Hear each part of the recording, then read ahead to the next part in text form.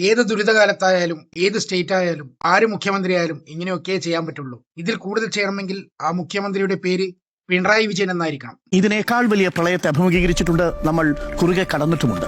അന്ന് നമ്മുടെ മുഖ്യമന്ത്രിക്ക് അദ്ദേഹത്തിന്റെ ആരോഗ്യ പ്രതിസന്ധിയിൽ രോഗം മൂർച്ഛിച്ചിരിക്കുന്ന വേളയിൽ 18 ദിവസം അദ്ദേഹം ആ ചികിത്സ മാറ്റിവെച്ച് തിരുവനന്തപുരത്ത് തങ്ങി എല്ലാ വകുപ്പുകളെയും ഏകോപിപ്പിച്ച് എല്ലാ ദിവസവും സ്റ്റേറ്റ് ദുരന്ത നിവാരണ അതോറിറ്റി ഓഫീസിലെത്തി എല്ലാ വകുപ്പ് മന്ത്രിമാരെയും സെക്രട്ടറിമാരെയും എല്ലാ ദിവസവും കൃത്യമായി കോർഡിനേറ്റ് ചെയ്ത് കൃത്യമായി പ്രോട്ടോകോൾ പുറത്തിറക്കി സ്റ്റാൻഡേർഡ് ഓപ്പറേറ്റിംഗ് പ്രൊസീജിയർ ഓരോ ദിവസവും പരിഷ്കരിച്ച് കൃത്യമായി ഏകോപിപ്പിച്ചിരുന്ന ഒരു കാലമുണ്ടായിരുന്നു. ആ മുഖ്യമന്ത്രിയുടെ പേര് പിണറായി വിജയൻ എന്നായിരുന്നു. അതും 3ാം ഘട്ടം ആരോഗ്യത്തിലെ അദ്ദേഹത്തെ അലട്ടിയിരുന്ന രോഗാവസ്ഥ കടക്കുന്ന സാഹചര്യത്തിൽ പോലും അദ്ദേഹത്തിന്റെ വിദഗ്ധ ചികിത്സ 18 ദിവസം മാറ്റിവെച്ച് തിരുവനന്തപുരത്ത് തങ്ങിയ ഒരു മുഖ്യമന്ത്രിയായിരുന്നു. അങ്ങനെ ഏകോപിപ്പിച്ചൊരു കാലം നമുക്കുണ്ടായിരുന്നു. ഇതിനേക്കാൾ 10 മടങ്ങ് പ്രഹരശേഷിയുള്ള ആ പ്രളയത്തെ നമ്മൾ മുറിച്ചു നീന്തിയത് അങ്ങനെയുള്ള ഒരു ഏകോപനം കൂടിയാണ്. അത് പറയാതിരിക്കാൻ കഴിയില്ല.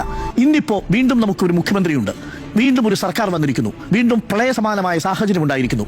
ഇന്നത്തെ പ്രളയസമാനമായ സാഹചര്യത്തിൽ ഇന്നലെ രാവിലെ നമ്മൾ ഈ വാർത്താ സംപ്രേഷണം ആരംഭിക്കുമ്പോൾ, അതായത് രാവിലെ 7 മണിക്ക് ഈ സംപ്രേഷണം നമ്മൾ ആരംഭിക്കുന്ന സമയത്ത് ഞാൻ മനസ്സിലാക്കുന്നത് മുഖ്യമന്ത്രി ഇന്നലെ ആലുവയിലാണ്, എറണാകുളത്താണ് ഈ സമയത്തുള്ളത്. അതായത് ഈ വാർത്ത പുറത്തേക്ക് വരുന്ന സമയത്ത് ഇടുക്കിയിലും കോട്ടയത്തും പത്തനംതിട്ടയിലും പ്രളയസമാനമായ സാഹചര്യം എന്നാണ് നമ്മളടക്കമുള്ള ചാനലുകൾ രാവിലെ 6 മണി മുതൽ സംപ്രേഷണം ചെയ്തുകൊണ്ടിരുന്നത്.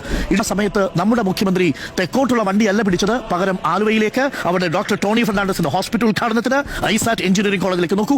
അദ്ദേഹം 10:30 ഈ ഒരു സ്വകാര്യ ആശുപത്രിയുടെ ഉദ്ഘാടനം കഴിഞ്ഞ് അടുത്ത സ്വകാര്യ പരിപാടിക്ക് പോകുമ്പോൾ നമ്മളുടെ ടെലിവിഷൻ ചാനലുകൾ ബ്രേക്ക് ചെയ്തുകൊണ്ടിരുന്നത് കോട്ടയത്ത് പൂഞ്ഞാറിൽ പയ്യാരത്തോട് നിന്ന് ജോസഫ് എന്ന ചെറുപ്പക്കാരന്റെ മൃതദേഹം കണ്ടെടുത്തു, അദ്ദേഹത്തിന്റെ അമ്മയുടെ മൃതദേഹത്തിന് വേണ്ടിയുള്ള തെരച്ചിൽ നടക്കുന്നു എന്നായിരുന്നു. ഇടുക്കി കുടയത്തൂരിൽ അടൂർമലയിൽ സുമതി എന്ന സ്ത്രീയെ അവരുടെ വീട്ടിൽ നിന്ന് കണ്ടെത്തിയെന്നും വാഗമൺ കോലാഹലമേട്ടിൽ പ്രഭാകരൻ നായരെ കണ്ടെത്തിയെന്നുമായിരുന്നു. സമയത്താണ് മുഖ്യമന്ത്രി വീണ്ടും വടക്കോട്ട് യാത്ര നടത്തുന്നതും സ്വകാര്യ പരിപാടികളിൽ തുടർച്ചയായിട്ട് പങ്കെടുക്കുന്നതും. ഇതിനെ കേവലം ഔചിത്യക്കുറവെന്ന് മാത്രം വിശേഷിപ്പിച്ചാൽ മതിയോ എന്നത് പ്രേക്ഷകരാണ് തീരുമാനിക്കേണ്ടത്.